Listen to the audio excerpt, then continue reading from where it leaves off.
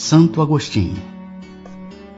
Aplicai-vos por todos os meios ao vosso alcance em combater, em aniquilar a ideia da eternidade das penas, ideia blasfematória da justiça e da bondade de Deus, germe fecundo da incredulidade, do materialismo e da indiferença que invadiram as massas humanas desde que as inteligências começaram a desenvolver-se.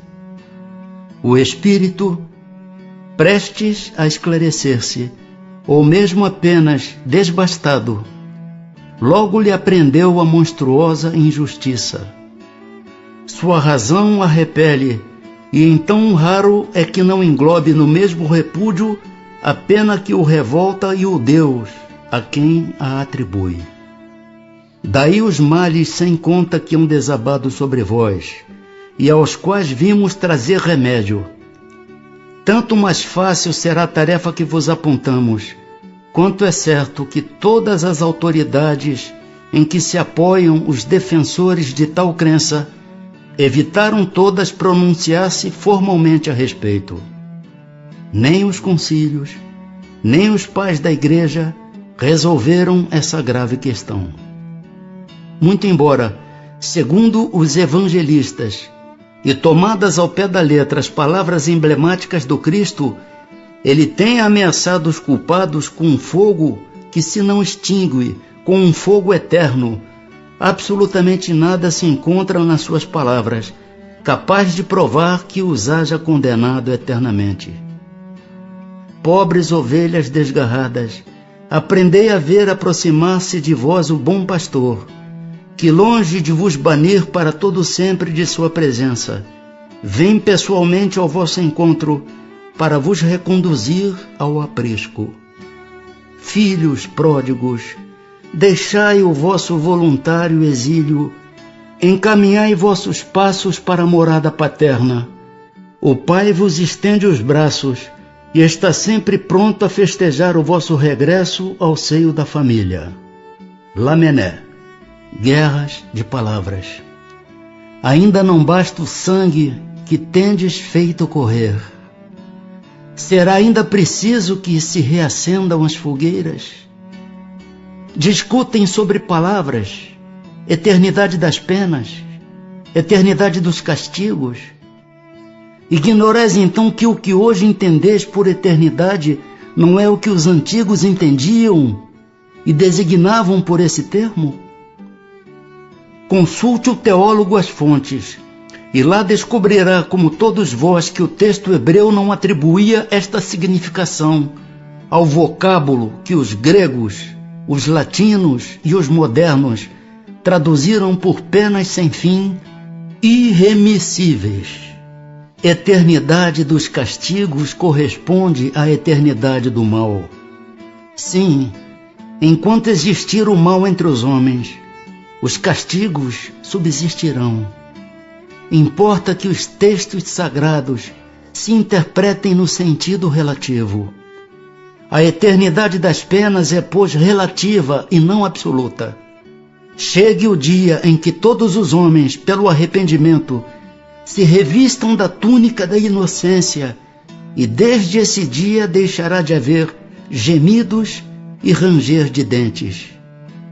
Limitada tendes, é certo, a vossa razão humana, porém, tal como a tendes, ela é uma dádiva de Deus, e com o auxílio dessa razão, nenhum homem de boa fé haverá que, de outra forma, compreenda a eternidade dos castigos. Pois que fora necessário admitir-se por eterno o mal. Somente Deus é eterno, e não poderia ter criado o mal eterno. Do contrário, forçoso seria tirar-se-lhe o mais magnífico dos seus atributos, o soberano poder, porquanto não é soberanamente poderoso aquele que cria um elemento destruidor de suas obras. Porque não é soberanamente poderoso aquele que cria um elemento destruidor de suas obras. Humanidade, humanidade, não mergulhes mais os teus tristes olhares nas profundezas da terra procurando aí os castigos. Chora, espera, expia e refugia-te na ideia de um Deus intrinsecamente bom, absolutamente poderoso, essencialmente justo. Platão. Gravitar para a unidade divina, eis o fim da humanidade. Para atingi-lo, 3 coisas são necessárias: a justiça, o amor e a ciência. 3 coisas lhe são opostas e contrárias: a ignorância, o ódio e a injustiça. Pois bem, digo-vos em verdade que mentis a estes princípios fundamentais, comprometendo a ideia de Deus, exagerando-lhe a severidade. Duplamente a comprometeis, deixando que no espírito da criatura penetre a suposição de que há nela mais clemência, mais virtude, amor e verdadeira justiça do que atribuís ao ser infinito. Destruís mesmo a ideia do inferno, tornando-o ridículo e inadmissível às vossas crenças, como o é aos vossos corações o horrendo espetáculo das execuções, das fogueiras e das torturas da Idade Média. Pois que, quando banida se acha para sempre das leis humanas a era das cegas represálias, é que esperais mantê-la no ideal? Oh, crede-me, irmãos, em Deus e em Jesus Cristo, crede-me. Ou vos resignais a deixar que pereçam nas vossas mãos todos os vossos dogmas, de preferência a que se modifiquem, ou então vivificai-os, abrindo-os aos benfazejos eflúvios que os bons, neste momento, derramam neles. A ideia do inferno, com as suas fornalhas ardentes, com as suas caldeiras a ferver, pôde ser tolerada, isto é, perdoável, num século de ferro. Porém, no século XIX, não passa de vão fantasma, próprio quando muito para amedrontar criancinhas, e em que estas, crescendo um pouco, logo deixam de crer. Se permanecerem nessa mitologia aterradora, engendrareis a incredulidade, mãe de toda a desorganização social. Tremo, entrevendo toda uma ordem social abalada e a ruir sobre os seus fundamentos por falta de sanção penal.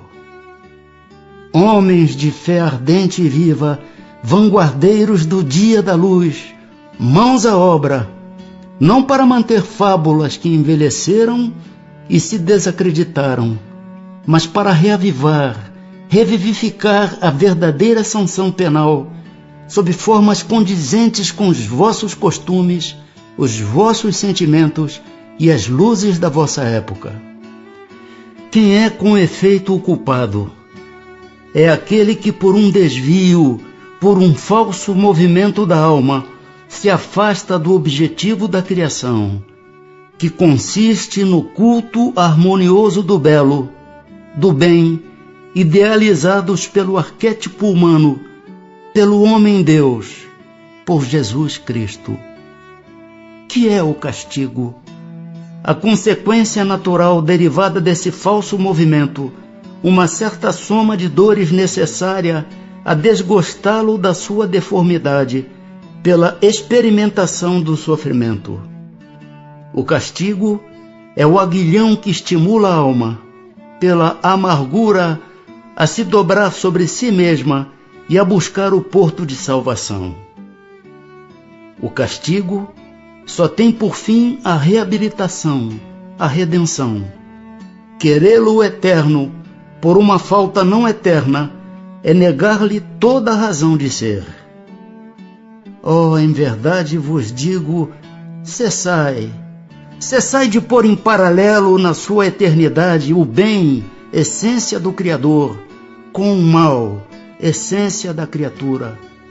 Fora criar uma penalidade injustificável.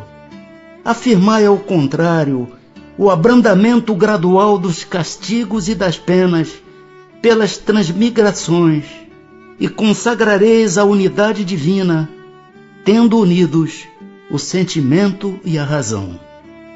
Paulo, apóstolo.